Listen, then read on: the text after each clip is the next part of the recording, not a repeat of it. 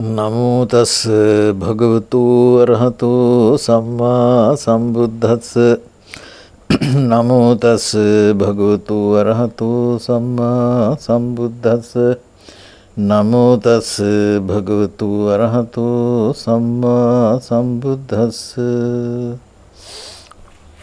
ශ්‍රද්ධා බුද්ධ සම්පන්න කාරුණික පින්වත්නි පින්වත්තියනි, අද දවසේ අපි සාකච්ඡා කිරීමට බලාපොරොත්තු වෙන්නේ සුත්ත නිපාතයේ අටක වර්ගයේ ජරා සූත්‍රය. මේ ජරා සූත්‍රය හි අන්තර්ගතය බුදුරජාණන් වහන්සේ වදාරලා තියෙන්නේ අට කතා විග්‍රහය අනුව, විවරණය අනුව. අර බුදුරජාණන් වහන්සේගේ අතීත සංසාර 500ක් භවයන් හිදී මවවුණු පියාවුණු දෙදෙනා බුදුරජාණන් වහන්සේ චාරිකාවේ වඩින කොට දැකලා පුතා හුඟ කාලෙකින් දැක්ක කියලා දෙන්නම පුත්‍ර ස්නේහය ඇති කරගත්තා කියනවනේ. ආන්ගේ දෙපළ සද්ධර්ම ශ්‍රවණය කරලා ගිහිව සිටිද්දීම රහත් භවෙන් තමයි අන්තිම අවස්ථාව පිරිපුන් වෙලා තියෙන්නේ. ඉතින් අන්න ඒ දෙපළට බුදුරජාණන් වහන්සේ ආධ්‍යාත්මික වශයෙන් සංග්‍රහ කළ සූත්‍රය තමයි ජරා සූත්‍රය. ඉතින් එතනදී මේ ජරා කියන එකෙන් අදහස් කරන්නේ අපිට ඔය පටිච්චසමුප්පාද ධර්මයේදී හම්බ වෙන ජරා මරණෙහි ජරාව තමයි කියන එක තමයි. ජාති ජරා මරණ කියන දුක් තුනක් ගැන අපේ බුදුහාඳුරුව සඳහන් කරන එක සූත්‍රයක් තියෙනවා. ඒකෙන් තමයි ඔය ජාති ජරා මරණ දුක් තුන ගැන කතා කිරීමෙන් තමයි මේ සූත්‍රය පටන් ගන්නෙ. තයෝ ධම්ම සූත්‍රය. එතකොට තයෝ මේ වික්කවේ ධම්මා ලෝකේ න සංවිජ්ජයෝ නතථාගතෝ ලෝකේ උපජ්ජේ අරහං සම්මා සම්බුදුන්. කරුණු තුනක් මේ ලෝකේ විද්‍යමාන නොවන්නේ නම් තථාගත කෙනෙක් මේ ලෝකේ උපදින්නේ නැහැ කියලා කියනවා. තථාගතප්පවේද ධර්ම විනය මේ ලෝකේ දීපණය වෙන්නේත් නැහැ කියලා. කතමේ තයෝ මොනවද ඒ තුන? ජාතිච ජරාච මරණච. ජාති ජරා මරණ. එතකොට මෙතනදී පේනවා අපේ සම්මා සම්බුදුරජාණන් වහන්සේ වදාළ සද්ධර්මය කොතෙන්ටද මූලික අරමුණ වෙලා තියෙන්නේ. නිවන් අරමුණු කරන්නේම ජාති ජරා මරණ දුක් කෙලවර කරන්න. ඒකට කළ යුතු දේ තමයි රාගක්ඛය, දෝසක්ඛය, මොහක්ඛය. රාග දෝෂ මොක්ෂය කිරීම. බෝසතාණන් වහන්සේ පටිච්චසමුප්පාදය හොයන්නත් ඔතනම නේද සිහියට ගත්තේ. කවද්ද මම මේ ලෝකයට ජරා මරණ දුකෙහි නිස්සරණයක් පනවන්නේ? ඒක තමයි ආපු ප්‍රශ්නය. ඉතින් ඒක දිහා බලනකොට මේ අපි දැන් ඒක අමතක කරලා බුදුදහම වෙන විදිහට භාවිත කරන්නේ. මේ අපිට තියෙන මූලිකම අභියෝගය ජාති ජරා මරණ. උපතිනවා, දිරනවා, මියනවා. ඊළඟට අපි මම හිතන්නේ පළවෙනි දේශනාවලදී මුල් දේශනාවලදී අපි සාකච්ඡා කළා ජාතියත් ජරා මරණයත් ඉදප්පච්චේතාවය. එකිනෙකට යැපෙන සුළුය. මොකද අපි දකින්නේ ජාතිය සහ මරණය දෙකලවරේ. නමුත් මේක අපේ ජරා කියන ක්‍රියාකාරීත්වයත් එක්ක තමයි, ඒ කියන්නේ ආයුනාසංහාරේ කන්දාන වර ස්කන්ධ සකස් වීම වේවීම ඒ වැඩ පිළිවෙලත් එක්ක තමයි මේක බැඳිලා තියෙන්නේ. එතකොට ජරා මරණයෙන් ජරා මරණ දෙක මොකද්ද? ජාති මරණ දෙක ඈඳුත්තක්. ඈඳුත්තක් කියලා කියන්නේ දුරස් කරන්න බෑ. ඒක පැහැදිලි වෙන කරුණ අපි ටිකක් කතා කරලා හිටියොත් හොඳයි. මොකද නැත්තම් අන්තර්ගතයෙන් අපිට වඩාත් වැදගත් වෙන්නේ බාහිර සමාජමය තොරතුරු වලට වඩා අපි ධර්ම කාරණාව. දැන් එතකොට ඔය ජාති පටිච්චසමුප්පාද විභංග සූත්‍රවලදී ජාති ජරා මරණ ඒවා විස්තර කරනවා, විග්‍රහ කරනවා. මොකද්ද මේ ජරා කියන්නේ කියලා බැලුවා අපි. යා තේසං සත්තානං තම්මි තම්මි සත්තනිකාය ජරා ජීර්ණතා. එතකොට ඒ කවර සත්ත්ව භවයක උපදිලා හිටියත් ඒ භවයට අයත් වූ ජරා ජීර්ණතාව. ඛණ්ඩිච්ඡං පාලිච්ඡං වලිත්තජතා. දැන් අපි මාංශ කයක් දරනකොට නම් ඉතින් ඔය කැඩෙනවා, පැලෙනවා, රැලි ගහනවා, ඔන්න එක්කව වෙනවනේ කයට. ආයුනා සංහානි ආයුසේ ගෙවි යනවා. දැන් මේ ආයුනා සංහානි කියන එක ගත්තාම පේනවා මව කුස පිළිගසින්ද ගත්ත දායි නම් ඒ භවයට ආයිති ආයුසේ ගෙවි යන්නේ නේද? වර්ධනය කියලා අපි ඉතින් දැක්කට මේක ගෙවි යන්නේ. එතකොට ඉන්ද්‍රියනම් පරිපාකෝ. ඒ නිසා ඉන්ද්‍රිය පරිපාකය. පරිපාක කියන වචනේ තේරුම මොකද? මොහු කුරා යාම. ඉතින් ওই විදිහට ගත්තාම මේ ජරා කියන ක්‍රියාකාරීත්වයත් එක්ක තමයි ජාතියත් මරණයත් ඈඳුත් හැටියට ඈඳලා තියෙන්නේ. සම්බන්ධතාව තියෙන්නේ එතනයි. ඉදප්පච්චේතාව ප්‍රකට කරන්නේ එතනයි. ඉතින් ඒක හරි වැදගත් කාරණාවක්. ඉතින් ඔය කියන කරුණු ටික මම මතක් කළේ මේ අපේ සූත්‍රයේ සන්දර්භයට ඒ අන්තර්ගත අදාළ කාරණාවලට සම්බන්ධ සෙසු සූත්‍ර දේශනාවලින් ගන්න කාරණාවක් හැටියට. ඉතින් ඒ නිසා අනික තමයි මේ ජරා මරණයට වැඩි දෙයක් නැහැ උපන් කෙනාටනේ. ඒකත් බුදුහාඳුරම මතක් කරපු තැන් තියෙනවා.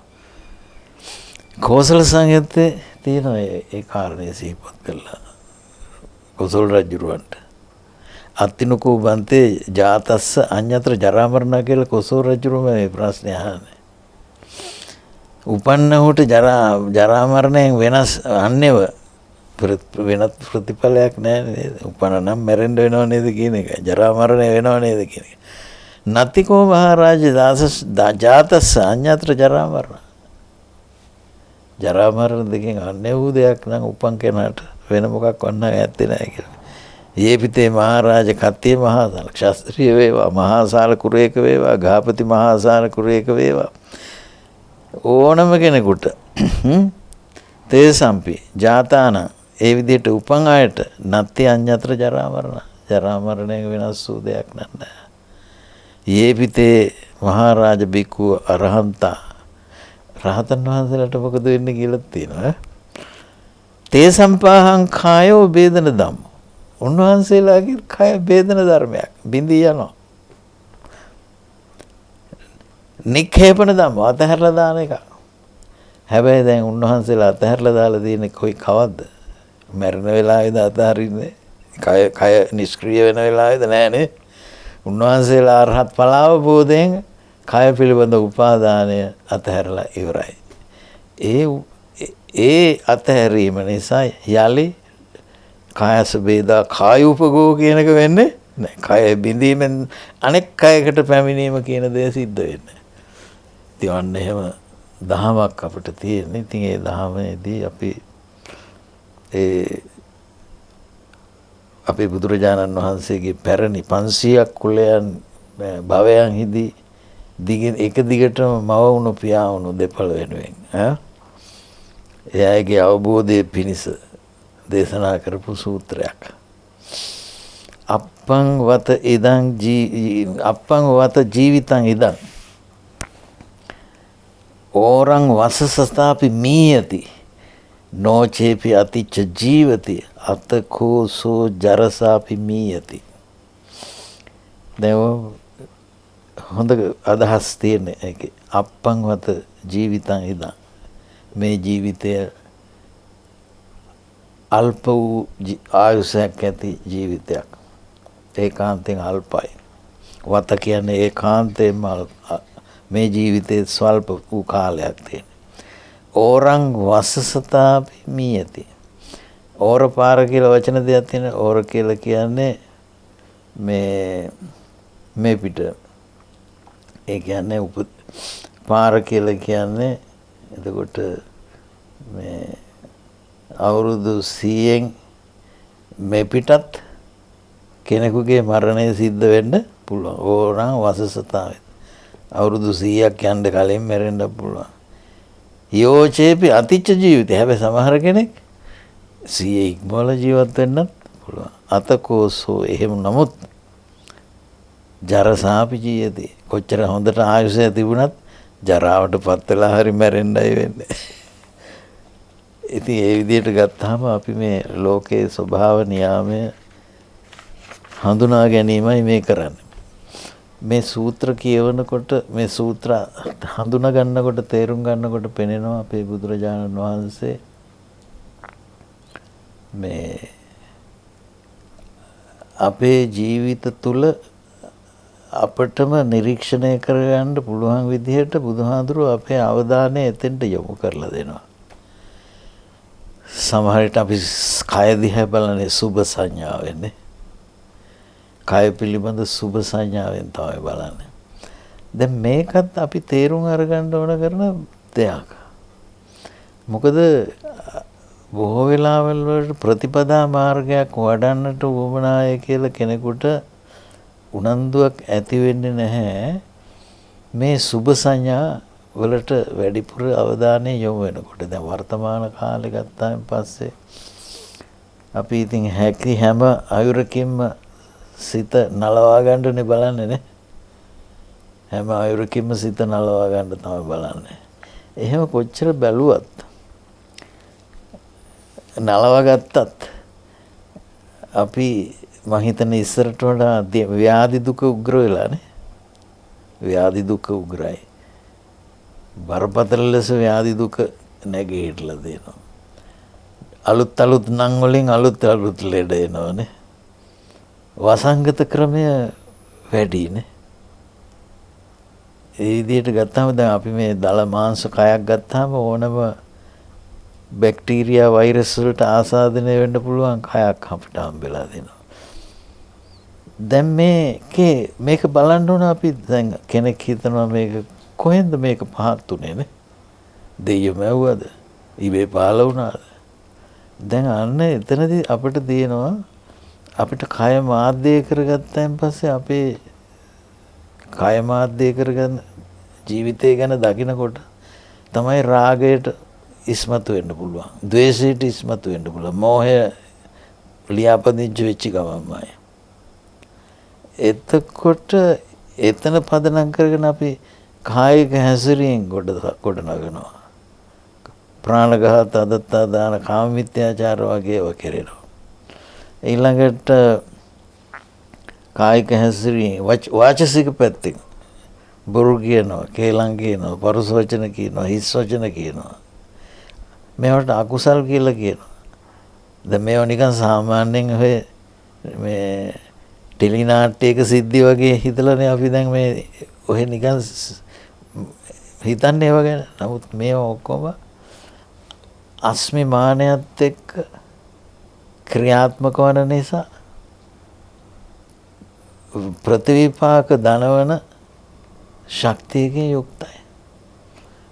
එතකොට මේ ධර්මතාවට අපි නැවත නැවතත් හසු වෙන්නේ ඇයි කියන එක අපි තේරුම් ගන්න ඕන. අපිට මෙතනදී වැදගත් වෙනවා මම හිතන්නේ අග්ගඤ්ඤ සූත්‍රයේ තියෙන අග්ගඤ්ඤ සූත්‍රය කියන එකෙන් අදහස් කරන්නේ ඔක වචනේ නම් තේරුම මුල දැනගන්නා සූත්‍රය කියන එකයි. නමුත් ඒ අග්ගඤ්ඤ කියන වචනේ එහෙම තිබුණට ඒ අදහස් කරන්නේ මේ කාම භවයක් විනාශ වෙලා ගිහිල්ලා යලි සකස් වීම කියන අවස්ථාව. සංවෘත වෙලා තිබිලා එහෙම නෙවෙන්නේ. කාම භවයේ කාම අද්දකින් ලබන්න බැරි විදිහට මේක විනාශ වෙනවා. ලෝක කල්ප විනාශ කියලා කියන්නේ. ඒක ඔය මේ සත්ත්‍ය සූර්යුග්ගමන සූත්‍රය වගේ සූත්‍රවල විස්තර වෙනවා. අග්ගඤ්ඤ සූත්‍රයේ මුලින්ම සඳහන් කරනවා මේ දිගු කලක් මේ ලෝකේ අපිට විද්‍යමාන වෙලා වගේ තිබිලා මේ කාම ලෝකේ කාම අද්දකින් තලයේම විනාශ වෙලා යනවා. එතකොට ජලයෙන් ගින්නෙන් තමයි ඒ විනාශ වීම සිදු වෙනවා කියන්නේ අවසාන වශයෙන් ගින්නේ. එතකොට මේ පෘථුවිය වගේ ඒවා ගත්තාම අලුත් නැති වෙන්න දැලිත් නැති වෙන්න ඒක විනාශ වෙනවා. න චාරිකා පඤ්ඤා ආයති න මසි කියලා තියෙන. අලුත් නැති වෙන්න දැලිත් නැති වෙන්න. එතකොට ඒක නිකන් අද කාලේ කට්ටියට ඕන නම් හිතාගත වෙන ශක්ති බවට යනවා කියලා. අලුත් නැහැ දැලිත් නැහැ නේද? නමුත් අර ඊටපු සත්වෙන්ට මොකද වෙන්නේ? ඒ අයගේ කෙලෙස් සහගත තත්ත්වවල හැටියට කොහේ හරි පැවතුම් හදා ගන්නවා. බොහෝ සත්වයෝ ආභසර සංවත්තනික වෙනවා කියලා කියන්නේ ද්විතීය ධාන මට්ටමේ පැවැත්මකට වැටෙනවා කියන එකයි. ඒ හැම කෙනාම නෙමෙයි බොහෝ සත්වයෝ කියලා තියෙන. සමහර විට පිටසක්වල උපදින්නත් ඉඩ තියෙනවා. දීගේන අද්දුනා කදාච කරහචේ පුන අයන් ලෝකෝ විවට්ටෝ හොති. යලිත් මේ ලෝකේ විවෘත වෙනවලු. ඒ විවෘත වෙනකොට විවෘත වෙනවා කියන්නේ මේ භෞතික ස්වභාවය පවා සකස් වෙන්න පටන් ගන්නවා කියන එක. ඒක සකස් වෙනකොට මුලින්ම මේක ජල ගෝලයක් කියලා තමයි කියන්නේ. ඒක ජල ගෝලය මත තමයි ඊට පස්සේ මේ පෘථිවි රසය කියන එක සකස් වෙමින් මේ ලෝකයේ පිළියෙල වෙන්න පටන් ගන්නවා. එතකොට අර ඔය කියන විදිහට අවුරුදු 10න් 15න් 100න් හැමාරෙන් වෙන වැඩක් නෙවෙයි මේක. අවුරුදු කෝටි ගණන් ගත වෙමින් සිදුවෙන ක්‍රියාවලියක්. අවුරුදු කියන වචනේ අපි පාවිච්චි කරන්නේ දැන් මේ අපිට පෘථුවිය මත ඉන්නකොටනේ අවුරුදු. එහෙම නැතු වුණාම කොහෙද අවුරුදු මනින්නේ නේ? මයින්ඩ් ක්‍රමයක් නැහැනේ. විශ්වයේ අවකාශයට ගියාම අවුරුදු මනින්න විදියක් නැහැ. ඒකට බුදුහාමර යොදන වචනේ තමයි දීගෙන අද්දුනා කදාචි කරාචි. දිව් කලක් ඇවෑවේ. කවදා හෝ කවදා කියනකොටත් ගැටලුවක් එනවා. දවස එන්නේ පෘථිවියත්. මොකද අර බස්වහරේ තියෙන ස්වરૂපය තමයි. ඒක වෙන කියන්න ක්‍රම නැහැනේ අපිට. බස්වහරේ හැටි. ඉතින් එතනදී එතනට ඊට පස්සේ ක්‍රමානුකූලව අර හිටපු අය ඇතැම් අය එන්න පටන් ගන්නවා. පළවෙනියෙන්ම ආපු එනවා එක්කෙනෙක්. එයා හිතන තවත් අය ඉන්නවනම් හොඳයි කියලා. ඒ අතරේ තවත් අය නොවන දිව කතාවක් තියෙනවා. නමුත් මේ සූත්‍රය අපිට වැදගත් දෙන්නේ මොකද? කබලීකාර ආහාරය කියන එකට යොමු වේවා තියෙනවනේ. කබලීකාර ආහාරය කියන්නේ අපි හපලා කන බඩට කන ආහාර. මේ කබලීකාර ආහාරයට යොමු වීමත් එක්ක තමයි මේ කරජකායේ සකස් වීම වෙන්න පටන් ගන්න. අදට උනත් ඔය සීල ශික්ෂාවේදී විකාල භෝජනයේ ශික්ෂාවක් උනේ ඒ හින්දා. කයක් තියෙන හින්දා ආහාර නොගෙන බෑ. හැබැයි ඒ ආහාරය ශික්ෂණයකට අනුකූලව ගන්න ඕන. දර්ශනයකට අනුව ගන්න ඕන. දැන් කබලීකාර ආහාරය දැන් භික්ෂු ජීවිතයේදී කබලීකාර ආහාරය ගන්න දර්ශනය තමයි පටිසංකායෝනිසෝ නුවණින් සලකා බලන්නේ මේ පිණ්ඩපාතේ නැත්තම් ආහාරය පටිසේවා මේ අසුරු කරනවා. එතකොට නේව දවයි ක්‍රීඩා පිණිස නෙවෙයි නමණ්ඩනාය කය හැඩ ගන්නවන නෙවෙයි. මොකද මේක ජරාවට යන්නේත් ඕකනේ. ඒක යාවදේව ඉමස කාය සටිතිය යම් තාක් මේ කය තියෙනවනම් ඒ පැවැත්වා ගැනීම පිණිසයි යාපනාය යැපුම පිණිසයි වේන්සූපරතියා මේ කුසගිනි පීඩනය වළක්වා ගැනීම පිණිස පමණයි. බ්‍රහ්මචර්යානුග්‍රහය දැන් බඹසරට අනුග්‍රහ පිණිස කියලා ඉති පුරාණංච වේදනා පටිහකාවේ පරණ බඩගිනි වේදනාව දුරු කරගන්න. අලුත් වේදනාවන් හදාගන්න නෙවෙයි. නවංච වේදනා නෝපාදේශා. යාත්‍රාච මේ භවිෂති. යැපුම පිණිසයි. පැවැත්ම පිණිසයි. අනවජ්‍යතාච හොඳ වචන. නිවැරදි බව පිණිසයි. මොකද ආහාරය අරගෙන වැරදි කරන්න පුළුවන්. ඔය පස්පව් දස කුසල ඔක්කොම කරජකයත් එක්කනේ කරන්නේ. එතකොට මොකද අපි කතා කළේ මේ අනවජ්‍යතාච පහසු විහාරෝචාති පහසු විහරණය පිණිස ආහාරයේ තින් මේ අතිමාත්‍ර ලෙස ගත්තොත් පහසු විහරණය වෙන්නෙත් නැහැ කියනවනේ. කොසල් රජුරුවමත් එක සැරයක් වැඩිපුර ආහාර අරගත්ත කතාවකුත් තියෙනවනේ. ඉතින් මේකේ ගත්තාම මේ කබලීකාර ආහාරයත් එක්ක සම්බන්ධයි මේ කරජකාය. කරජකායේ සමුදය වීම. ඔය ආහාරය පිළිබඳ සංයමය හරියට එනකන් පුද්ගලයා අනාගාමී වෙන්නේ නැහැ. මොකද එතකොට අනාගාමී වෙන්න නම් කාමරාගය දුර වෙන්නත් එපා. එතකොට කය පිළිබඳව තියෙන උපාදානය මාංශ කයක් පිළිබඳව තියෙන උපාදානය දුර වෙන්න ඕන. ඒ මහ පුදුමාකාර තැනක් මේක. මේ සංයෝජන තත්වයක අපේ මනස බැඳිලා තියෙන මනසින් තමයි මේ ඔක්කොම වැඩේ සිද්ධ වෙන්නේ කියන එක අපිට ආගන්තුකයි. අපි නිතරම ද්‍රව්‍යවාදී ලෙස තමයි බොහෝ විට මේ ප්‍රශ්නය සහ පිළිතුරු තේරුම් ගන්න යන්නේ. නමුත් බුදුහාඳුරුවෝ එහෙම නෙමෙයි දැක්කේ. දැන් ඒ නිසා ඔය අග්ගඤ්ඤ සූත්‍රයේ තියෙන වැදගත්කම තමයි පුද්ගලයා අකුසලයේ දස අකුසලයම මේ කරජකයත් එක්ක තමයි පටන් ගන්න. ඒ කරජකය තමයි ජරාවටපත් වෙන්නේ. ඒ කරජකයේ ආයුෂය බොහොම කෙටි. දැන් සමහර දීර්ඝ කාල තියෙනවා කියනවා. දැන් ඒ දීර්ඝ කාල තිබුණත් බුදුහාඳුරගේ දහමේ මේක තියෙනවානේ. එතකොට ඒ කියන්නේ ඒ අය අද තියෙන අපේ ගොරෝසුකම අඩුයි. එතකොට කයේ ගොරෝසුකමත් අඩුයි. කයේ ලෙඩත් අඩුයි ඒ කාලේට. දැන් මේ ආහාරයේ ගොරෝසු වීමත් එක්ක ලෙඩත් වැඩි වෙනවා, කෙලෙසුත් වැඩි වෙනවා. එහෙම එකක් මේ තියෙන්නේ. දැන් අපිට මේ ධම්මගක් වඩනකොට මේ සීල ශික්ෂාවට මේක අන්තර්ගත කරලා තියෙන මේ විකාල භෝජනා වේරමණී කියන එක මොන අර්ථයෙන්ද කියන එක අපි තේරුම් අරගන්න ඕනේ. මොකද ප්‍රතිපදාවට අදාළ කරලානේ මේවා තේරුම් ගන්න. අපි සූත්‍රයක් වුණත් තේරුම් ගන්න. දැන් ඒ නිසා මේ අග්ගඤ්ඤ සූත්‍රයේ මට මේ වෙලාවේ ඒ සූත්‍රය සම්පූර්ණයෙන් විස්තර කරලා ඉවරයක් කරන්න බෑ. ඔතනම තමයි අපේ දැන් මනෝමය කායික සත්‍යෙන් උපදිනවා කියනවනේ නේ.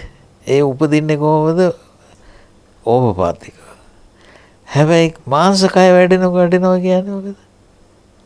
අන්න කාමරාගයේ අවදි වීමට වෙනවා. හැබැයි එතකොට කයක් ලබා ගන්න බෑ ඕපපාතික ක්‍රමයකට. ඒකට ජලාභුජ ක්‍රමය හෝ අණ්ඩජ ක්‍රමය එපා. එතකොට තමයි අන්න ස්ත්‍රී පුරුෂ ප්‍රශ්නයක් එන්නේ. ස්ත්‍රී පුරුෂ ප්‍රශ්නය තියෙන්නේ කාම ලෝකේ විතරයි. බඹලෝ එහෙම ස්ත්‍රී පුරුෂයෝ නැහැ. ස්ත්‍රී පුරුෂ සංකල්පණයකුත් නැහැ. සංයෝග විසංයෝග ධම්මපරියාය සූත්‍රය. ඔය සංයෝග විසංයෝග ධම්මපරියාය සූත්‍රය කියලා කියන්නේ මේ නියත වශයෙන් පුරුෂයෝ ඇත්තෙත් නැහැ මේ සසරේ. නියත වශයෙන් ස්ත්‍රීන් ඇත්තෙත් නැහැ. ඒ සත්‍යයේ මනසේ කෙලෙස් වල මට්ටමේ හැටියට තමයි ස්ත්‍රී පුරුෂ වෙන්නේ. ඒ සූත්‍රයේ සඳහන් වෙන ඔය සංයෝග විසංයෝග ධම්මපරියාය සූත්‍රයේ මෙහෙම මේ දැන් පුරුෂයෙක් ඉන්නවා. ඒ පුරුෂයා තමගේ පුරුෂ ඉන්ද්‍රිය, පුරුෂ ආකල්ප, පුරුෂ හැසිරීම් වලට කැමතියි. ඊළඟට ඒ පුරුෂ ආකල්ප තමයි පුහුණු කරන්නේ. දැන් පොඩි ළමයි වුණත් දැන් පිරිමි ළමයි කාර් එලවනවා. ගෑනු ළමයි බෝනික් කොනලවනවා වගේ දේවල් තියෙන්නේ. ඒ මනෝවිද්‍යාත්මක වෙන දැන් පිරිමි ළමයි කවදා බෝනික් කොනලවන්නේ නැහැ. ඒ මානසිකත්වය එතන තියෙනවා. එතකොට බුදුහාඳුරෝ සඳහන් කරනවා ඒ පුරුෂයා ඒ කියන්නේ ඒ ආකල්පයම දියුණු කරගන්න එක්කෙනා ආස්වාදනයේදී ස්ත්‍රීක කැමති වෙනවා. ඒක තේරුම එතකොට එහෙම නිසා ඒ බඳු කෙනෙක් කවදාවත් පුරුෂ බව ඉක්මවන්නේ නැහැ කිව්වා.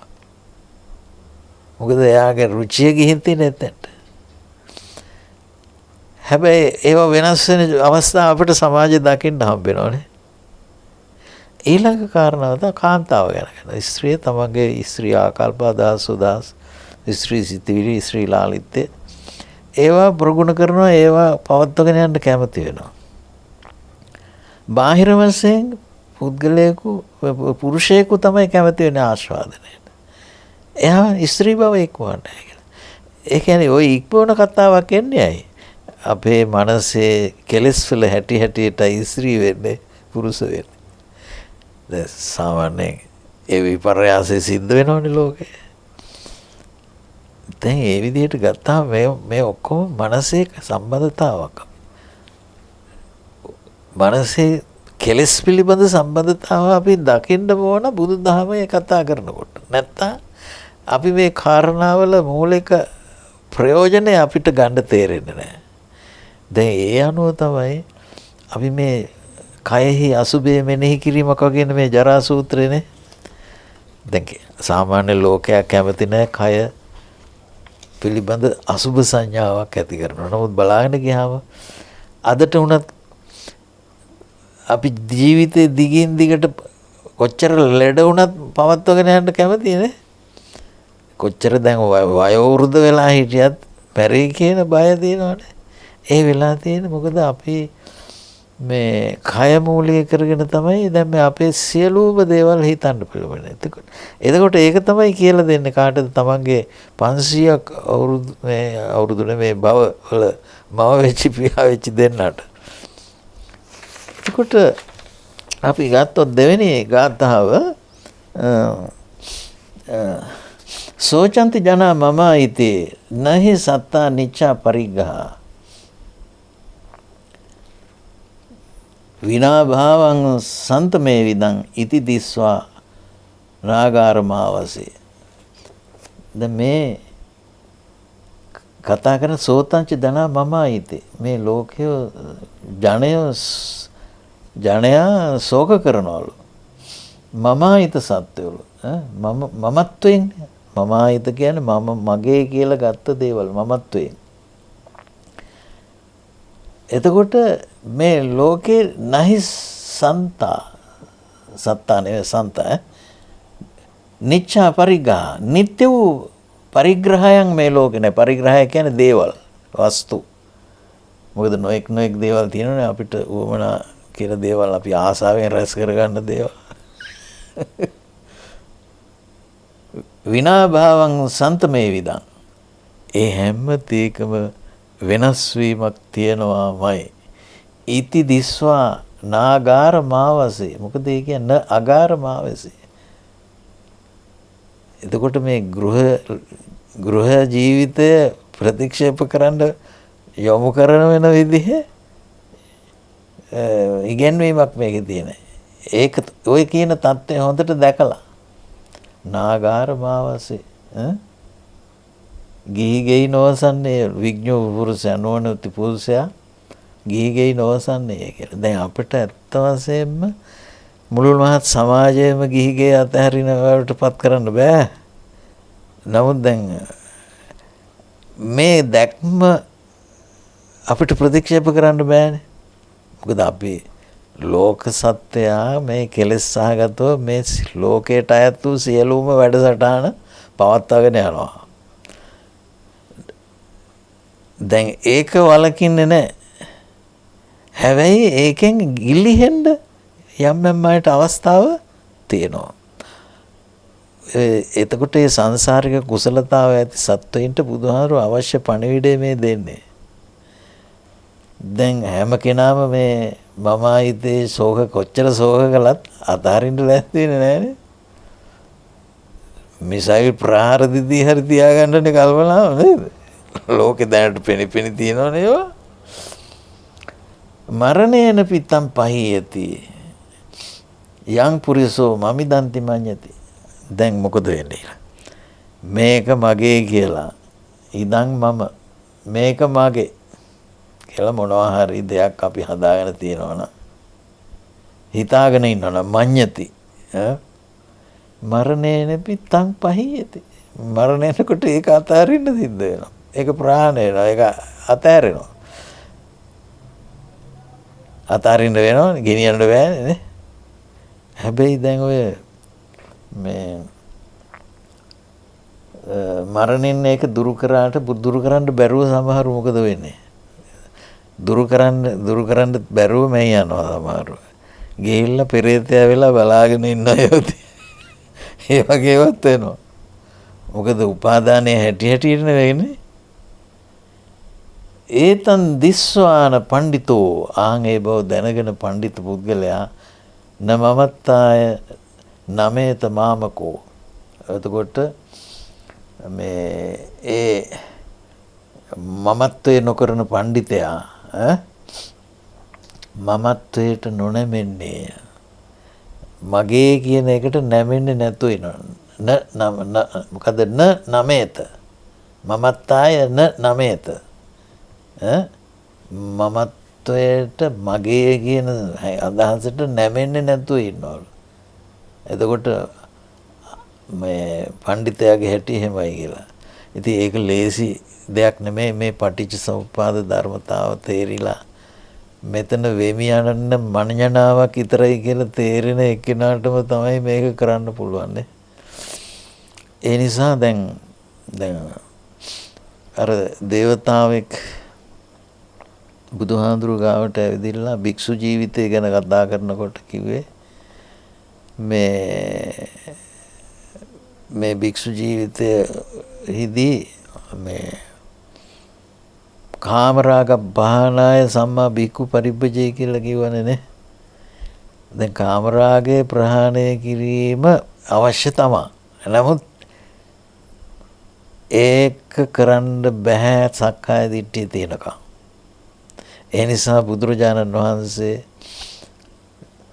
මොකද සඳහන් කළේ? සක්කාය දිට්ඨි පහනාය සම්මා භික්ඛු පරිබ්බජේ කියලා දාලා. සක්කාය දිට්ඨිය ප්‍රහාණය කිරීම. දැන් මොකද්ද මේ සක්කාය කියලා කියන්නේ? සක්කායෝති බන්තේ උච්චති කිත්තාවතානුකෝ බන්තේ සක්කායෝති.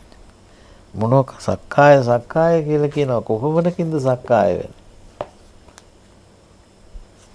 එතකොට පංච උපාදාන කන්දා තිස්ස වචනීයම් මේ සක්කාය කියන්නේ පංච උපාදාන ස්කන්ධය කියලා. එතකොට මේ පංච උපාදාන ස්කන්ධය අපි හදන්නේ හැදෙන්නේ ඒ මොහොතේනේ. දැන් ඕකත් අද අපි කතා කරනවා අපහැදිලි කතාවක් තියෙන්නේ. අපි දැන් මේ කරජකය මුල් කරගත්තම අපි දැන් මේ ජරාවටපත් වෙන කය ගැනනේ කතා කරන්නේ. මේ කය මුල් කරගත්තාම අපිට තියෙනවා ඇහැ කන නැහැ දිව කයනේ. මන එහි ප්‍රතිබද්ධ වෙලා තියෙනවා. එතකොට මේක මොකද්ද? ඒ ඇසුරු කරගෙන නේද අපි රූප නිමිති බලන්නේ. රූප නිමිති ගන්න. වර්ණ රූප, ශබ්ද රූප, ගන්ධ රූප, රස රූප, පොට්ටබ්බ රූප, සංකල්ප රූප ගන්නවා නේ. එතකොට ඒ රූප නේද විඳින්නේ. මොහොතක් පාසා ඒ අපිට අපේ අත්දැකීමට නාම රූප වශයෙන් බැන වෙන රූප නිමිතිනේ අපි විඳින්නේ. දැන් බාහිර ලෝකේ මොනවද තියෙනවද අපි දන්නේ. මට පේන්නේ නම් අහවල් විදිහට දෙයි කියලා අපි එක ඒවා හදාගෙන විඳිනවානේ. මගේ සංකල්පනා ලෝකයේ තමයි බාහිර තියෙන්නේ කියලා හිතන එක නෙමෙයි තියෙන්නේ. මගේ සංකල්පනාවට අනුරූපී ප්‍රතිභාගයක් බාහිර තියෙනවා කියලා තමයි. නමුත් අපේම කෙලස් තුලින් තමයි මේ පේන්නේ. දැන් කෙනෙකුගේ කයක් දිහා බලලා රාගයක් ඇති වෙනකොට ඒකේ රාගයට කිසි කරුණක් නැහැ. නමුත් අපි සංසාරිකව අභ්‍යාස වෙච්ච ක්‍රමයකින් රාග චේතනාවක් හදාගන්නවා. අපි ඒකට බැඳෙනවා. ඒ නිසානේ බුදුහාඳුර ඇහැ රූපෙට බැඳෙන්නෙත් නැහැ කිව්වනේ. රූපය ඇහැට බැඳෙන්නෙත් නැහැ කිව්වා. තදුපයන් පටිච්ච උප්පජ්ජති චන්දරාගෝ තන්තත් සංයෝජනං කිව්වා. මේ බුදුහාඳුර කොයිතරම් සියුම් දෙයක්ද මේක අපි අමතක කරලා ඉතින් බාහිර වාස්තවිකයටම ඉඩ දීලා බලාගෙන ඉන්න එකනේ දැන් තියෙන්නේ. ඒ නිසා අපි ලොකු සංසාරික අසීරුතාවක වැටලා ඉන්නවා. අපි දන්නේ ඒ බව. බුදුහාඳුර මහත් වූ කරුණාවෙන් අපිට මේ අපේ අනවබෝධය අපිට පැහැදිලි කරලා දෙන්නේ. මේවා අපි තේරුම් ගන්න ඕන. මරණේන පිටම් පහියති. එතකොට අපි ඒ ගාථාව කතා කළා. එතකොට ඊළඟ ගාථාව ගත්ත සුපිනේන යතාපි සංගතං පටිපද්දෝ පුරිසෝන පස්සති ඒවම්පි පියායිතං ජනං පේතං කාලකතන්න පස්සති. දැන් මේක කියන්නේ මොකද? එතකොට සිහිනේදී මොකක් හරි දැන් සුපිනේනපි සුපිනේන යතාපි සංගතං පටිබුද්ධෝ පුරිසෝන. දැන් අපි නොයෙක් සිහිනෙන් නොයෙක් ඒවා දකින්නවනේ. නොයෙක් අත්දැකීම් ලබනවා. පිබිදුණු ගමන් කෝ ඒක නැහැනේ. පිබිදුණු ගමන් ඒක නැහැනේ. නේද? කැමති එකක් බල බල හිටියොත් එහෙම දුක් වෙනවා. අලියෙක් කෙලවගෙන එනවා වගේ හීනයක් දැකගෙන හිටියනම් අම්මෝ ඇති යන්තම් බේරුණා කියලා හිතෙන්න තිඩ තියෙනවා. පපුවත් තාම ඩිඩ්ඩික් ගාන ගවා. අවදි වුණේ ඇත්ත වශයෙන් සැබෑ ලෝකයකටද කියලා අපිටත් හිතෙනවානේ. එතකොට පටිබුද්ධෝ පුරිසෝන පස්සති ඒවම්පි පියායිතං ජනං පේතං කාලකතන්න පස්සති. දැන් අපි බොහොම ප්‍රිය පුද්ගල සම්බන්ධතාවම් ඇති කරගෙන ජීවත් වෙනවා නේද?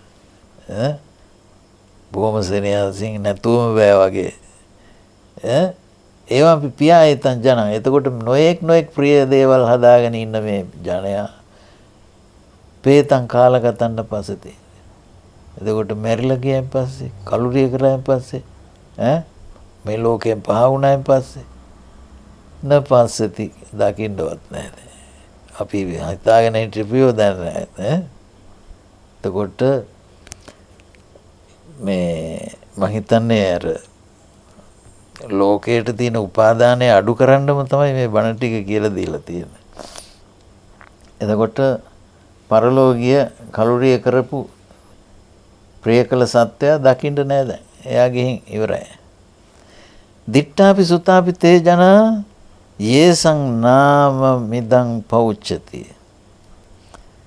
නාම මේවා වසිසති අක්ඛයං පේතස්ස ජන්තුනෝ. දිට්ඨාපි සුතාපි තේ ජනා. දැන් දිට්ඨ සුත කියලා කියන්නේ අපි ලබන අත්දැකීමනේ. දුටු දේ, අසන ලද දේ. එතකොට මේ නාම ප්‍රඥප්තියක් තියෙනවනේ අපි දුටු දෙයට ඇසු දෙයට අපි නම් දානවනේ. ඒ නම් දාන දේව නාම මිදම් පෞච්චති යේසං. යමකින් අපි ඒක යම් විදියකින් මේ කියන්නේ යමකට අපි නම් දානවාද දිට්ඨ සුත වශයෙන් ඉන්න අරගෙන මුතක් තියෙනවා එතන විඤ්ඤාතක් තියෙනවා තේ ජනා. ඒ ජනයෝ මොකද කරන්නේ? මේ නාම මේවාව සිස්සති අක්ඛේ පේතස්ස ජන්තුන. දැන් ඒ දිට්ඨ සුතයන් ඔක්කොම නැති වෙලා ගියාම පහ වෙලා ගියාන් පස්සේ ඒ සත්‍යෝ නාම මාත්‍ර විතරයි ඉතුරු වෙන්නේ නේ. අක්ඛයන් නාම මේවා සිසති කියන්න තියෙන්නේ දැන් අපිට ඉතුරු වෙලා මොකද? නම විතරයි. නමත් ටික කලක් යනකොට ගිලිලා යනවානේ. නාම මේවා සිත අක්ඛයන් කියනු ලබන දේ. මොකද මේ අක්ඛයන් කියන්නේ කියනු ලබන දේ. අක්ඛේය සංයනෝ සත්තානේ. අක්ඛේයස්මින් පතිට්ඨිතා. අක්ඛයන් අපරිඥාය යෝගමායන්ති මච්චනෝ කියලා තියෙනවානේ. කියනු නම් කර කියනු ලබන දේ. අක්ඛේය සංයනෝ සත්ත. අපි හැම කෙනෙක්ම මේ නම් කර කියනු ලබන දේවල් පිළිබඳ සංඥා ඇත්තෝ. අක්ඛේය සංයනෝ සත්තා. අක්ඛේයස්මින් පතිට්ඨිතා අපි මේ පිටලා දෙන්නේ කියනු ලබන දෙහි අක්ඛයන් අපරිඥාය මේ කියනු ලබන දේ මොකද්ද කියලා පිරිසිඳ නොදැන යෝගමායන්ති මච්චුනෝ නැවත නැවතත් මේ ලෝක සත්‍යය මේ භවයට ඇදෙනවයි කියලා කියනවා. එතකොට ඒ කියන්නේ මොකද? මොකද්ද මෙතන අපරිඥාය කියලා? අක්ඛයන් අපරිඥාය මේ කියනු ලබන දේ පිළිබඳ මේ පිරිසිදු දැනීමක් නොදන්නා නිසා ඔන්න දැන් අපි තේරුම් ගත යුතු තැනක් වේ. මේක තේරුම් ගන්න ඕන කරන දන. දැන් අපි නොයෙක් වචන පාවිච්චි කරනවානේ. වචනයෙන් කියන දේ බාහිර ලෝකයේ ඇත කියන තැන ඉඳගෙන නේද මේ මුළු මහත් ලෝක සත්‍යයම කතා කරන්නේ. වචනයෙන් කියවුන ලබන දේ බාහිර තියෙනවා. ඇඟිල්ල දික් කරලා පෙන්වන්න පුළුවන්. නමුත් මේක හැදෙන්නේ මේ නාමයේ කොහෙද? නම වචන හැදෙන්නේ කොහෙද? ඒක බුදුහාඳුරු පැහැදිලි කරලා දෙනවනේ නාම රූපය කියලා. විඥාන පත්‍ය නාම රූපං නේ. නාම රූප පත්‍ය විඥානං කියන තැන. දැන් ඔය නාම රූපේහි රූපේ කියන්නේ මොකද්ද? ඔය දැන් අපි දැනටමත් කතා කළා ඒක. අපි මේ ආයතන 6කින් අද්දකින් වශයෙන් ලබා ගන්නා රූප සංඥානේ. ඒ රූප සංඥා තමයි ලෝකයා විනිවිද දකින්නේ. ලෝකයා මේ විඳින්නේ වේදනාව. විඳිනවා හඳුන ගන්නවා චේතන ඒ කියන්නේ සංජානනය කරනවා. ඊළඟට චේතනා කරන්නේ සිතන්නේ හිත ඉන්නේ විඳගත් හඳුනගත් දේවල් ගැනනේ. එතකොට ඒක අபிසංස්කරණය සකස් කිරීම. අපේම චේතනාවේ සකස් කිරීම. ඒ දැනගන්නේ මොනවද විඥාණයෙන්? මොනවද දැනගන්නේ අර රූපයයි අර වින්දන සංජානන සංචේතන කරන දේ දැනගන්නේ විඥාණයෙන්. ඔය අපිට ටිකක් පොඩි පසු කාලීන පොඩි පරස් ඇති වෙච්ච තැන් තියෙනවා. මොකද්ද විඥානයත් නාම ධර්මයක් බවට පත් කිරීමේ ගැටලුව. නමුත් බුදුරජාණන් වහන්සේගේ මූලික සූත්‍ර දේශනා කිසිවක මූලික කියන වචන කියන්න බෑ. බුදුහාරණ වහන්සේගේ සූත්‍ර දේශනා කිසි තැනක විඥානය නාම ධර්මයක් හැටියට හඳුන්වලා නැහැ නේ. විඥාන පත්‍ය නාම රූපං කියන ප්‍රධාන ඉගැන්වීමේදීම නේද? එතෙන්ට තමයි බුදුහාඳුරෝ මේ සසර සංසාරික සත්‍යයේ කේන්ද්‍රීය මේ බලගැන්වීම දක්වලා තියෙන එතෙන්ට විඥාන පත්‍ය නාම රූපං නාම රූප පත්‍ය විඥානං කියන අඤ්ඤමඤ්ඤ පච්චේතාව යම්තාක්ද ඒතාක් ජායතවා උපදිනවා කියවනේ. ජීයතවා දිරනවා කියවනේ. මීයතවා මැරෙන්න පුළුවන් කියවනේ. ඇයි ඕක තියෙනකන් ඔය දුක් තියෙනවා. උපවජ්ජේත ආයත උපදිනවනේ. විඥාන පත්‍ය නාම රූපං වෙනකන් තමයි උපදින්නේ කියලා. එතකොට නිවනේදී නිවන කියලා කිව්වේ මොකද? නාම රූපේ නොපිහිට විඥානය තමයි අනිදස්සන විඥානය කියලා කිව්වේ නේ. නාම රූපේ නොපිහිට විඥානයයි අනිදස්සන විඥානය. එතකොට නාම රූපේ නොපිහිට විඥානයක් කියන එක හැදෙන්නේ කොහොමද? ඒකට ඉතින් විදර්ශනා මානසිකාර්යය ප්‍රගුණ වෙලා විදර්ශනා සමාධියක් පිරිපුන් වෙනකොට තමයි ඒක වෙන්නේ. ඉතින් අපි ඒක ටිකක් මේ වෙලාවේ කතා කරන්න ගන්න අමාරුයි. නමුත් අපි යම් අවස්ථාවක අනිදස්සන විඥානය පිළිබඳව ටිකක් සාකච්ඡා කරමු. පස්සේ වෙලාවක මේ සූත්‍රයේ සන්දර්භයට ওই ටික දැනට ඇති.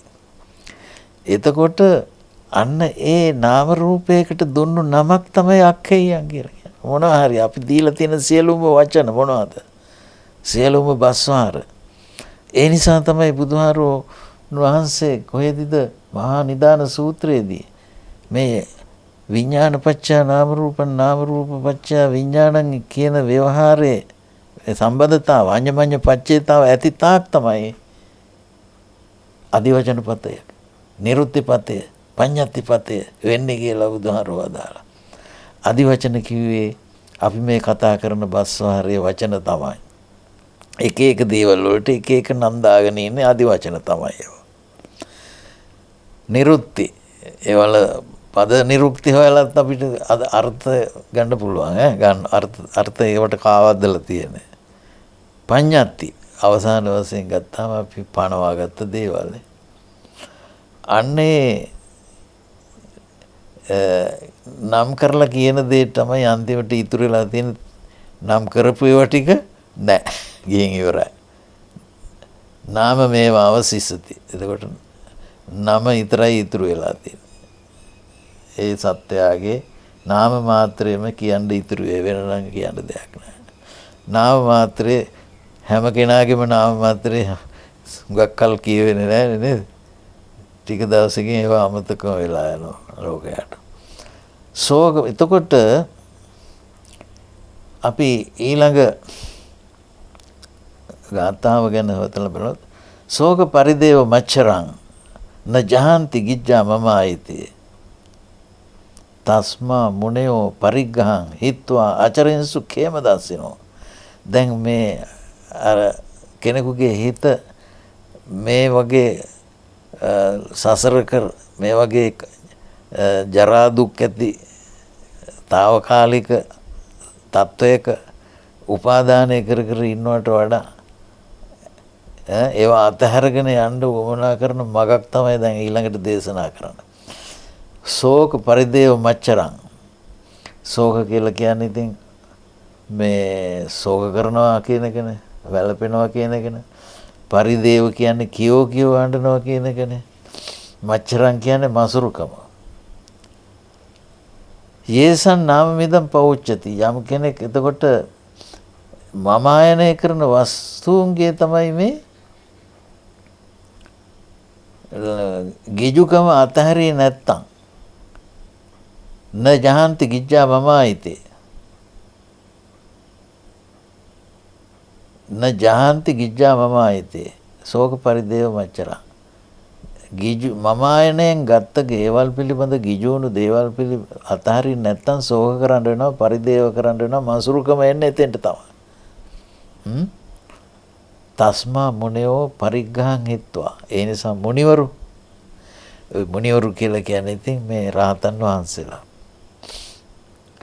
පරිග්ගහං හිත්වා අචරෙන් සුඛේම දස්සිනෝ. ക്ഷേමයේ දකිමින් ඒව හැසිරෙනවලු අර ඔක්කොම අතහැරලා.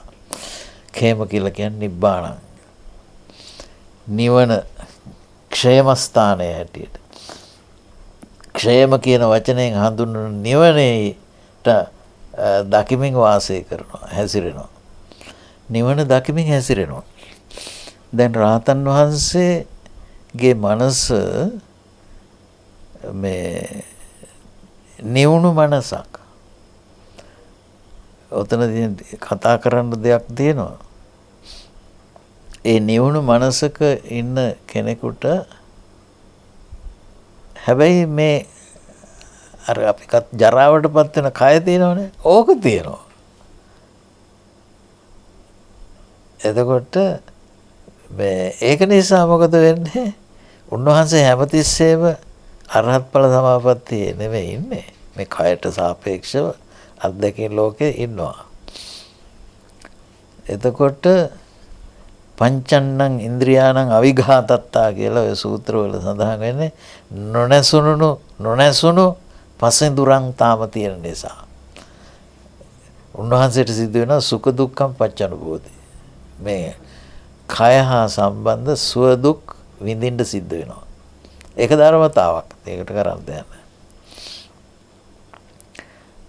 එතකොට ඒකේ තේරුම උන්වහන්සේ මේ කයත් එක්ක ඉන්නකොට නේද? ඇහැට පේනවා, කනට ඇහෙනවා, ආග්‍රහණ දැනෙනවා, රස දැනෙනවා, ස්පර්ශ දැනෙනවා. ඒ ටික වෙනවා කල්පනා කියලා අපිට අනිත් අයට වගේ විභාගාතේ යන කල්පනා නෙවෙයි. අවශ්‍ය නම් කල්පනා කරන්න පුළුවන්. අනවශ්‍ය නම් සිතවිලි කරක් ගැනීමක් ඇත්තෙම නැහැ.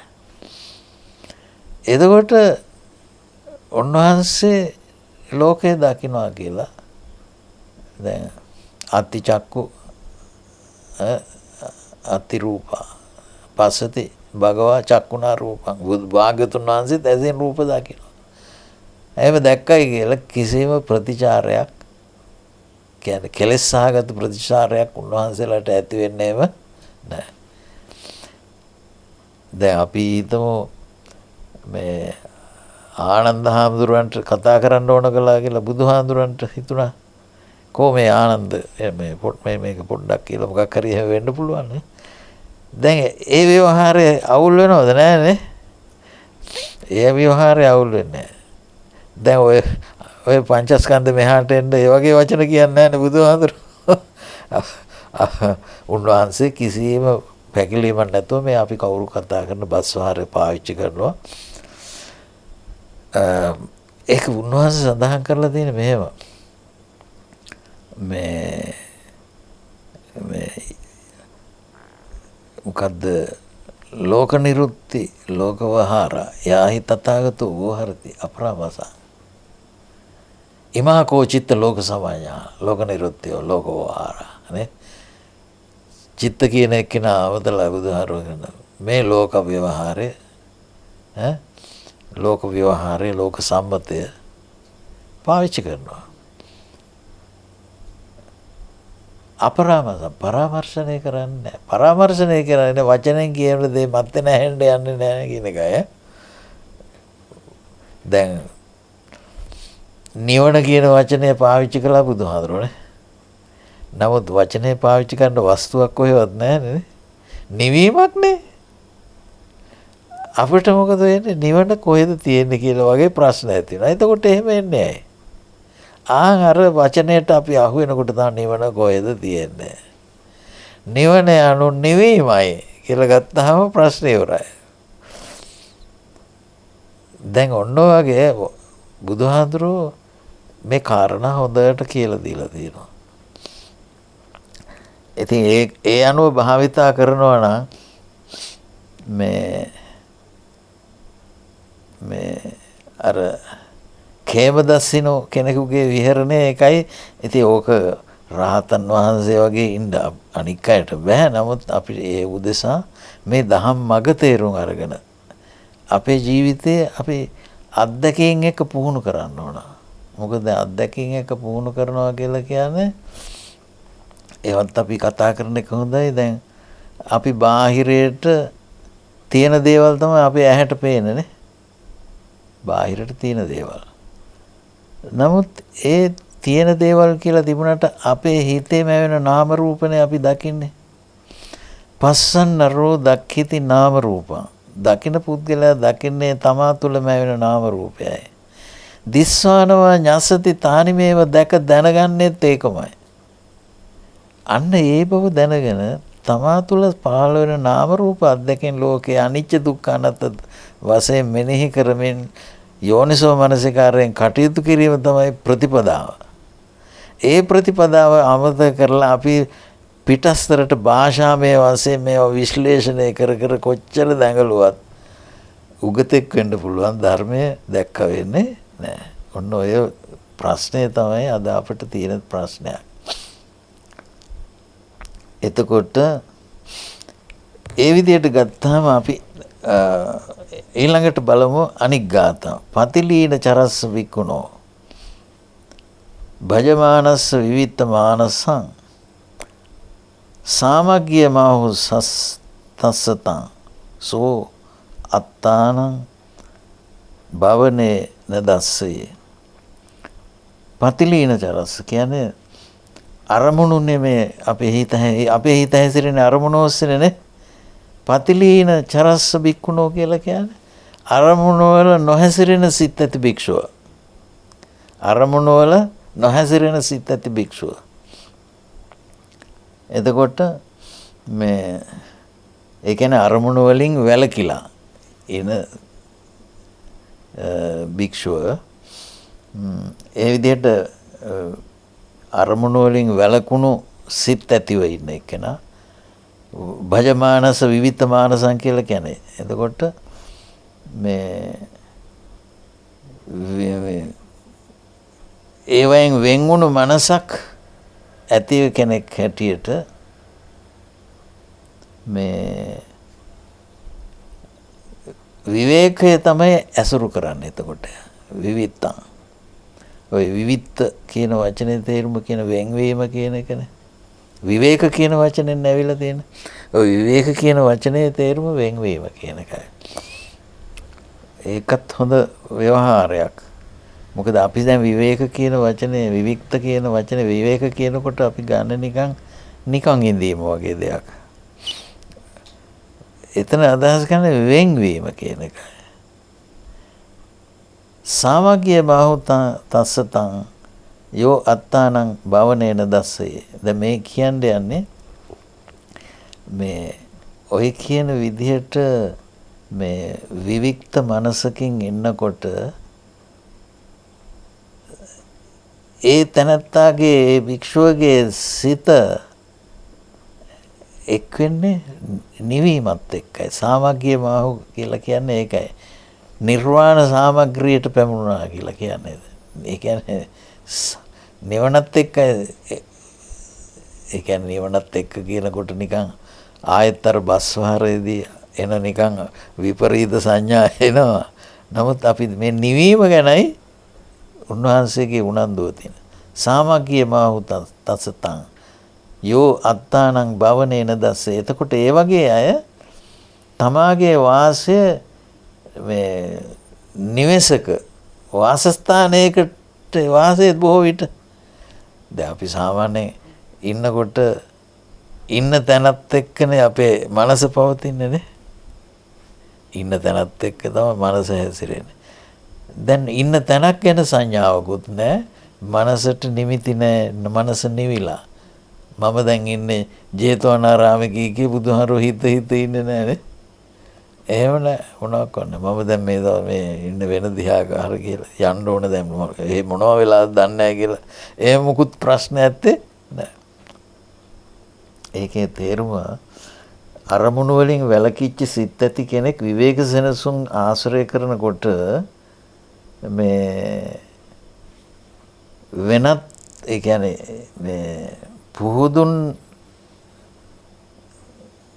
අය හෝ ඒ කියන්නේ දැන් පුද්ගලයෝ ඉන්නවනේ පුහුදුන් පුද්ගලයෝ ඉන්නවා සායික්ෂ පුද්ගලයෝ ඉන්නවා සේක පුද්ගලයෝ ඉන්නවා. මේ කතා කරන සේක පුද්ගලයා ගැන. සේක කියලා කියන්නේ නේ සේක නෙමෙයි සායික්ෂ පුද්ගලයා අසේක පුද්ගලයෝ ඉන්නවා. අසායික්ෂ පුද්ගලයා කියලා කියන්නේ ශික්ෂණය පරිපූර්ණ කරපු රහතන් වහන්සේ. නමුත් දැන් සේක පුද්ගලයාටත් ප්‍රත්‍යඥයාටත් මේ කියන එක එන්නේ නැහැ. හැබැයි සේක පුද්ගලයා ඒට සඳහායි පුහුණු වෙන්නේ. එතකොට ඒ බඳු ඒ කියන්නේ පරිපූර්ණ වෙච්ච කෙනෙකුට තමාගේ වාසය නිවසක වන්නට ඉඩ නොදේ කියලා තියෙනවා. ඒ කියන්නේ ඒ විදිහේ දිග අදහසක් තියෙන මේක. මොකද මේකේ සංක්ෂිප්තයිනේ මේ පාලි වදන් සංක්ෂිප්ත භාෂිත ක්‍රමයකින් තියෙන්නේ. සබ්බත් මුනි අනිස්සිතෝ නපියං කුපති නොඅප්පියං. හැම තැනම මුනිවරයා අනිස්සිතයි. දැන් ඔය සමහර තැන්වල තියෙන නිස්සිතස්ස චලිතන්නේ. නිස්සිතස්ස චලිතන්නේ. නිස්රේ කරගත්තොත් හෙල්ලෙන්න වෙනවමයි කියලා කිව්වා. අර සක්‍ර දේවේන්ද්‍රයටත් එහෙම උණයි කියනවනේ. සක්‍ර දේවේන්ද්‍රයා දවසක් බුදුරජාණන් වහන්සේගෙන් බණක් අහලා ගියා. සබ්බේ ධම්මා නාලං අබිනිවේසායනේ. සියලු දේවල් අබිනිවේෂ නොකළ යුතුයි. එහෙම දේශනාවක් අහලා ගියලා හැබැයි දෙව්ලොවේදී එයාට මේක මෙනෙහි කරන්න විදියක් නැහැ. දෙව්ලොව වැඩ කටයුතු කරනවා. මුගලන් මහරහතන් වහන්සේට හිතෙනවයි කියනවා මොකද්ද මේක කියලා හොයසි කරන්න. දැන් මෙයා මොකද්ද මේ තේරුම් ගත්තේ කියලා. මුගලන් මහරහතන් වහන්සේ දෙව්ලොවට වඩිනකොට බලාගෙන ගියාම මේ දිව්‍යමය සංගීත සාධයක තමයි ඒ වෙලාවේ ඉඳලා තියෙන සක්‍ර දේවේන්ද්‍රයා. ඒ ඔක්කොම වැඩ කටයුතු නවත්තලා ස්වාගතම් මාරිස කියලා හිටන් නිදුකාණිනේ වඩින්න උපවාසී බොහෝ කාලෙකින් මේ පැත්තට වැඩි කියලා පිළි අරගත්තා. ඉතින් සාකච්ඡා කරනකොට මේ ආවේ මේ අර දවසක් බුදුහාමුදුරන්ගෙන් බණක් අහගෙන ගියානේ. ඒක මොකක්ද හැබැයිට කියලා. අනේ ස්වාමීනි මට ඕව මතක නැහැ. මට ඕව කොහෙමද මතක ඉන්නේ මේ දෙදෙව්ලොවේම වැඩකට රාජකාරි මට තියෙනවනේ.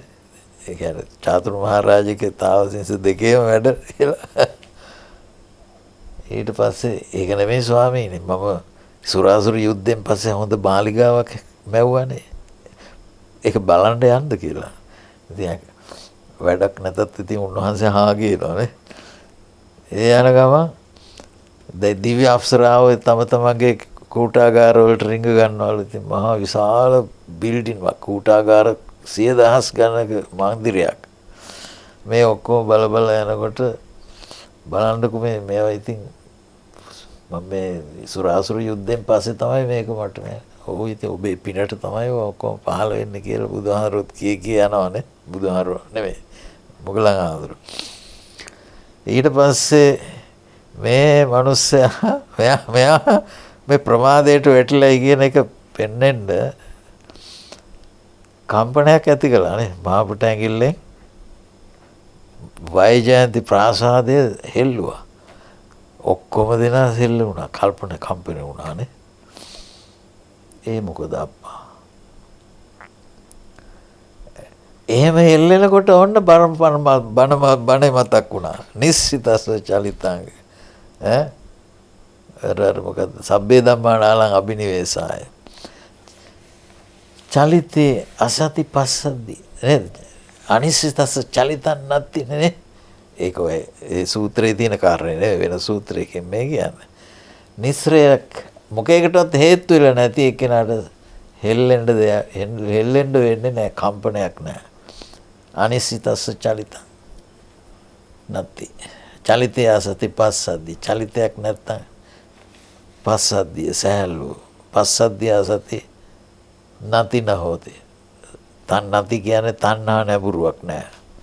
නැති ආසති ආගති ගති නහෝති. නැති නැත්තම් මේ ආවා ගියා යාන් ඒ අරක මේක කියලා මොනවක් වන්නේ. ආගති ගති ආසති ඒ දෙකම නැත්තම් නේ වෙයිද මෙතනත් නැහැ. උරන් අතනත් නැහැ. උබේ මන්ත්‍රය අතරත් නැහැ. ඕක තමයි මුදෙනෙකුට තේරෙන්නේ නැති තැන. මොකද අපි කොහේ කිසිම තැනක මනස ප්‍රතිෂ්ඨාවක් තියලා නැහැ කියන එක නෙවෙයි කියන්නේ. ඔන්නෝම තේරුම් ගත්තම ඇති. රහතන් වහන්සේ කිසි තැනක පිහිටවා ගත ප්‍රතිෂ්ඨාවක් සහිත තැනක මනස පවතින්නේ නැහැ. අර මේ ඔය රහතන් වහන්සේලා හුඟ දෙනෙක් ඔය එක තැනක ඉන්නෙත් නැහැනේ. මොකද උන්වහන්සේලාට ඉඳලා කරන්න දෙයක් උන්වහන්සේලා චාරිකාවේ යනවා. චාරිකාවේ යන්නේ ඇයි? කාට හරි ධර්මයෙන් උපස්ථාන කරනවා. ඒකයි උන්වහන්සේලා විවේකයක් ලැබුණාම අරහත් ඵල සමාපත්තිය ලැබෙන ඔය මහා කාශ්‍යප හාමුදුරන් වහන්සේගේ චරිතය තුල එහෙම ඒ ලස්සන දේවල් තියෙන. දැන් ඒ අතහැරිල්ල හරිම ඉහළම අතහැරිල්ලක්. උන්වහන්සේලා මේ කය දරාගෙන ඉන්නේ ඉන්න ඕනවට නෙවෙයි නේද? නාබිනන්දාමේ මරණය පිළිබඳ විශේෂ ඕනකමක් ඇත්තෙත් නැහැ. නාබිනන්දාමි ජීවිතං ජීවිතේ පිළිබඳව කිසිම අපේක්ෂාවක් ඕනකමක් ඇත්තෙත් නැහැ. කාලංව අභිකංකාමේ කාලයම බලාපොරොත්තු වෙමින් ඉන්නවා. නිබ්බිසම්භතකෝ යත හරියට අර මේ වැඩ කරපු එක්කෙනෙක් කුලිය හම් වෙනකන් ඉන්නවා වගේ කියලා. ඉතින් ඒ විදිහේ මේ අනිශ්චිත මනසක් තමයි මේ හැම තැනකම සබ්බත්. එතන සබ්බත් මොනේ අනිශ්චිතෝ. මුනිවරයන් වහන්සේ හැම තැනකම අනිශ්චිත වෙන්නේ. නපියං කුප්පති නෝපි අප්පිය. අපිට හිතෙනවනේ කිසි තැනක ඇලෙන්නේ නැත්නම් අප්‍රිය වෙලා වෙන්නද කියලා. ප්‍රියකුත් නැහැ අප්‍රියකුත් නැහැ. තස්මෙන් පරිදේව මච්චරං. එතකොට ඒවා පිළිබඳ පරිදේව කියව ඉන්න ගතිය මොනවක් නැහැ. මසුරුකමක් නැහැ. පන්නේ වාරි යතාන නලිප්පති. හරිය නිකන් වතුරේ නොතවරෙන මේ පියුම් පතක් වගේ. පන්න කියලා කියන්නේ පරණ කොළය. පියුම් කොළය වතුරේ තවරෙන්නේ නැහැ වගේ.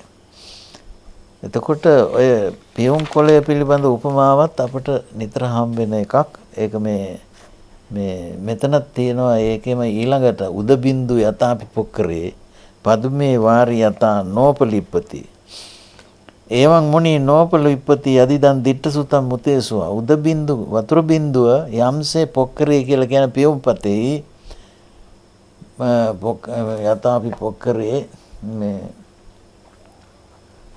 එහෙම නැත්නම් පදුමේ වාරි යතා නෝපලිප්පති මොකද වාරි යතා නලිප්පති ඒ පියුමෙහි වතුර තැවරෙන්නේ නැහැ. ඒක තේරුම මොකද? එවං මුනි නෝපලිප්පති අන්න ඒ වගේ මුනිවරයා තැවරෙන්නේ නැලු යදිදන් දිට්ඨ සුතම් මුතේසුවා. බලාගෙන ගියාම මේ ලෝකේ මොනවත් නැහැ. ඉතින් දිට්ඨ සුත මුතේ තමයි තියෙන්නේ. දිට්ඨේ කිව්වේ ඇහැට නේද? සුතේ කිව්වේ කනට, මුතේ කිව්වේ නාසය, දිව, කය තුනට. විඤ්ඤාතේ කිව්වේ මනසට. දිට්ඨ සුත මුත කියන විඤ්ඤාත කියන එක මෙතන දාලා නැහැ. මොකද ඒකත් අපි සැලකිය යුතු දෙයක්. මොකද මේක ගාතාවට දාන්න ගියාන් පස්සේ ඒක වැඩි වචනේ. ඒ නිසා මේ ගාථා බන්ධනයේදී කවියේදී නගර වරප්‍රසාදයක් තියෙනවනේ ඕන විදිහට එහා මෙහා කරන්න. ඒක තමයි අපි දැනගන්න ඕනේ යදිදන් දිට්ඨ සුත්තම් මුතේසුවා කියනකොට විඤ්ඤාතෙත් තියෙන බව එතන මොකක්වත් නැහැ. එතකොට මෙතන තියෙන වැදගත් දේ තමයි මේ සසරට අයත් වූ දේවල් තමයි ඔක්කොම මේ ලෝකේ අපි ඉන්ද්‍රිය අධ්‍යක්ෂින් වශයෙන් ලබන්නේ නේ දිට්ඨ සුත මුත වශයෙන් ලබන්නේ. එතකොට ඒකේ ඇලෙන්නේ නැති සිතක් ඇතිවීම තමයි දැන් හරියටම පැහැදිලිවම මේ නිවන ගැන කියවෙන අදහස මොන එතන තියෙන්නේ. මොන විදිහකවත් ඇලෙන්නේ නැහැ. එතකොට උන්වහන්සේගේ මනස දිට්ඨ ධම්මිකව තමයි දැන් අර නිර්වාණය තියෙනනේ නිබ්බාන ධාතු දෙකක්. මේ සෞපාදිශේෂ නිබ්බාන ධාතු අනුපාදිශේෂ නිබ්බාන ධාතු කියලා. ඔය සෞපාදිශේෂ නිබ්බාන ධාතු කියන තැන තියෙන්නේ මොකද්ද? ඔය කියන අපේ එකම නිර්වාණය හරි අඩුවක් නැහැ. මොකද්ද තියෙන්නේ? අර තේස පංචේන්ද්‍රියාන අවිඝාතත්තා. සුඛ දුක්ඛම් පච්චනුභූති කියන එක තමයි ඔය කියන සෞපාදිශේෂය. ඒස වෙලා තියෙන එක. ඒක ගැන උන්වහන්සේගේ උපාදානයක් ඇත්තේ නැහැ ඉතුරු වෙලා තියෙන එක දැනට. දැන් අනුපාදිශේෂ කියලා කියන්නේ ඔක මරණයෙන් පස්සේ හම්බෙන එකක් කියලානේ ඔකදනේ හිතාගෙන ඉන්නේ. අනුපාදිශේෂ කියලා කියන්නේ තිට්ඨන්තේ මොකද ඔතන මේ කය හා සම්බන්ධ වූ හා ජීවිතය හා සම්බන්ධ වූ කාය පරියන්තික වූ සියලු වේදනා සිසිලුණා ජීවිත පරියන්තික වූ සියලු වේදනාවන් සිසිල් වෙලා. මොකද අරහත් ඵල සමාපත්තියේදී කය පිළිබඳ අත්හැරීම පූර්ණව. එතකොට නිවනේ අඩුවක් නැහැ. එතකොට ඕක මේ ජීවිතේදීමයි ලබන්නේ. අරහත් ඵල සමාපත්තියේදී එතන තමයි ඉන්නේ. ඒ අරහත් ඵල සමාපත්තියට සමවැදෙමින් තමයි උන්වහන්සේලාගේ පිරිනිවීම සිද්ධ වෙන්නේ. එතකොට මේ දිට්ඨ ධම්මික දිට්ඨේව ධම්මේ නිබ්බාණං කියලා වචනයක් පාවිච්චි කරද්දී අපි ඓතිහාසිකව කාලයක් තිස්සේ ඔය දෙපැත්තට දාලා තේරුම් අරගන්න මහන්සි ගැනීම නිසා අපිට හුඟක් ධම්මගක්වත් වඩා ගන්න අපිට දැක්ම නිරවුලුනේ නැහැ. ඉතින් ඕක තමයි තියෙන අභාග්‍යය අපිට ඒවා අපි ටික හරි මේවා තේරුම් අරගන්න මහන්සි ගම මමත් මට පුළුවන් හැටියෙන් මේ කරන කොට යුත්තක් මේක නේද? මේක 100% පිරිපුන්නේ කියලා අපි කතා කරන එක ගන්න යන්න ඕනේ නෑ. දෝනෝ නහි තේන මඤ්ඤති මේ දෝන කියලා කියන්නේ රහතන් වහන්සේට නමක් තමයි. තේන මඤ්ඤති අදිදන් දිට්ඨ සුතම් මුතේසුවා. එතකොට දිට්ඨ සුත මුතේ කියන මේ ආයතනික සලායතනික අද්දකින් කිසිවක් පිළිබඳව රහතන් වහන්සේගේ සිතේ මඤ්ඤණා ඇත්තේම නැහැ. මඤ්ඤණා ඇත්තේම නැහැ. එතකොට නාඤ්ඤේන විසුද්ධි මිච්ඡති. එතකොට වෙන කොහෙවත් විසුද්ධියක් ගැන කතා කරන අන්නේ වූ විසුද්ධියක් ගැන විසුද්ධියක් කියන්නේ මොකක් හරි වෙනත් නිවනක් ගැන කතා කරනවත් නෙමෙයි. නහිනෝ රජ්‍යති නෝ විරජ්‍යති. නහිසෝ රජ්‍යති නෝ විරජ්‍යති. එතකොට මේ රාතන් වහන්සේ මේ ditta sutta මුතේහි මඤ්ඤණා නොකරනවා කියලා කියන්නේ වෙනත් කොහෙවත් ඒ කියන්නේ වෙන කොහෙවත් විසුද්ධියක් බලාපොරොත්තු වෙන්නේ නැහැ. නහිසෝ රජ්‍යති. ඒ ditta sutta මුතේහි ඇලෙන්නෙත් නැහැ විරජ්‍යති. මගහැර යන අනපාය අනිසිතු අපටිබිද්දු එළඹෙන්නෙත් නැහැ පලා යන්නෙත් නැහැ නේ. ඒව ගැන මේ සැලකිලිමත් වෙන්න දෙයක් ඇත්තේම නැහැ. මේ ලෝකයේ අතහැරීම. දැන් මේක නිවනයි කියලා කියනකොට උගදෙනෙකුට මේ හිත හැදෙන්න නම් මෙතෙන්ට එන්න මේ ලෝකයේ ආදීනව බොහෝ සෙයින් දකින්නම ඕන. ඒ නිසා බුදුරජාණන් වහන්සේ මේ සූත්‍රයේදී කාගෙද මේ ජරා සූත්‍රයේදී මේ අපේ මේ විදිහේ මාංශමය ජරාවටපත් වෙන කයක් අරගෙන අපි දකින මොකද අසුබ සංඥාව කියන එක අවශ්‍ය කරනවනේ. බුදුහාමුදුරුවෝ කායගත සතියට විශේෂ වටිනකමක් දීලා තියෙනවා. දැන් ඔය අපි කායගත සතිය හරියට වඩනවා නම් මේ ඔය මොකද්ද අපේ සතිපට්ඨාන සූත්‍රයේදී උනත් කායගත සතිය මුලටමනේ දාලා තියෙන්නේ. මේ ආනාපාන සතියේ ඉඳන්ම ඒවත් කායගත සතියට නේ දාලා තියෙන්නේ. අසුබේ වැඩිම ආදී දේවල් ඒ ඔක්කොම කරන්නේ බුදුහාඳුරෝ කය මුල් කරගෙන තමයි අපි රාගයට වැටෙන්නේ, ද්වේෂයට අහු වෙන්නේ, මෝහයට අසු වෙන්නේ. ප්‍රාණඝාත කරන්න කය වුණ, හොරකම් කරන්න කය වුණ, ඊළඟට කාමීත්‍යාචාර කරන්න කය වුණ නේ නේද? ඒ විදිහට ඊළඟට ඒ පැවිදි ජීවිතේ නම් බ්‍රහ්මචර්යයක් නෙවෙන්න බෑ. එතකොට මේ කය මූලික කරගත්ත උපාදානයක් අපිට තියෙන නිසා අපිට මේ දැක්ම හදාගත්තේ නැත්තම් සිතින් හිතාගෙන විතර සිල්වත් වෙන්න එහෙම බෑ. හිතින් හිතාගෙන සිල්වත් මේක දැක්ම එන්න ඕන.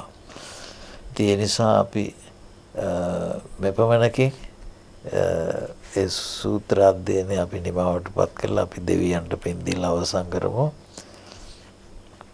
ආකාශට්ඨා ච බුම්මට්ඨා දේවා නාග මහිද්దికා පුඤ්ඤන්තං අනුමෝදිත්වා චිරන් රක්ඛන්තු ශාසනං. ආකාශට්ඨා ච බුම්මට්ඨා දේවා නාග මහිද්దికා පුඤ්ඤන්තං අනුමෝදිත්වා චිරන් රක්ඛන්තු දේශනං. ආකාශට්ඨා ච බුම්මට්ඨා දේවා නාග මහිද්దికා පුඤ්ඤන්තං අනුමෝදිත්වා චිරන් රක්ඛන්තු මම් පරන්ති.